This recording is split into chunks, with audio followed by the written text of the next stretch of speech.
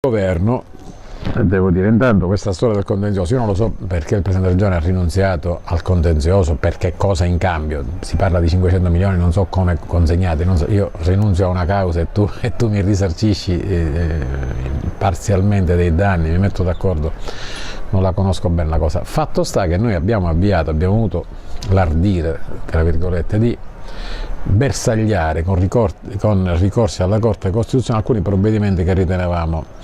come dire, penalizzanti per la Sicilia. Questo non ci ha comportato grandi simpatie da parte delle istituzioni centrali, tutte le istituzioni centrali e centralistiche. In questo caso anche in questo caso la Corte Costituzionale ci ha dato ragione, sarebbero stati 400 milioni che la Regione avrebbe incassato o risparmiato. Teniamo presente che tutto il contenzioso avviato al quale si sarebbe rinunziato, non so, si potrà essere più precisi, ma si parla di un incasso che complessivamente avrebbe superato i 4 miliardi e mezzo, 5 miliardi di euro, il che onestamente avrebbe consentito francamente a questa nostra economia in profonda crisi di risollevarsi e di poter avere una boccata di ossigeno molto molto importante. Altro pronunziamento della Corte Costituzionale è stato relativo ad una legge regionale in base alla quale sono state revocate, bloccate le gare che avevamo avviato, qualcuno ovviamente strumentalmente e polemicamente disse per dare ai privati beni culturali. È una stupidità, perché i beni culturali non si possono dare, sono patrimonio di tutti, in molti casi anche dell'umanità, perché sono sotto la tutela dell'UNESCO. Noi abbiamo dato la gestione dei beni culturali per un tot di anni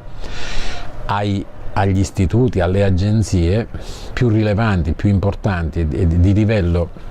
internazionale, appunto perché venissero gestiti al meglio.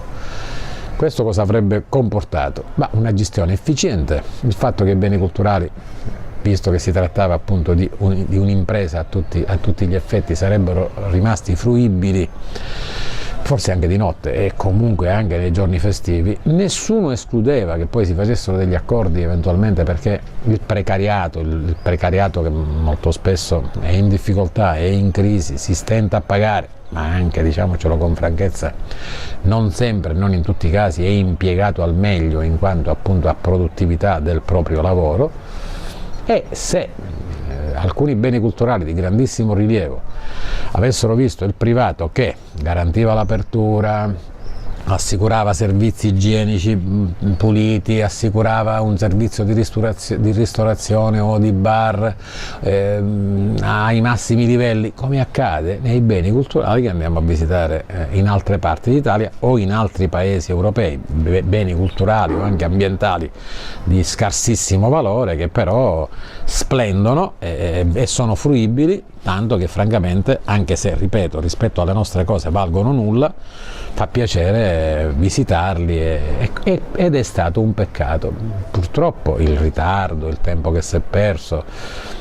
non so se sono recuperabili, anche perché ci sarà da pagare salato sicuramente il risarcimento che appunto i controinteressati avanzeranno. Mi auguro che comunque si possa arrivare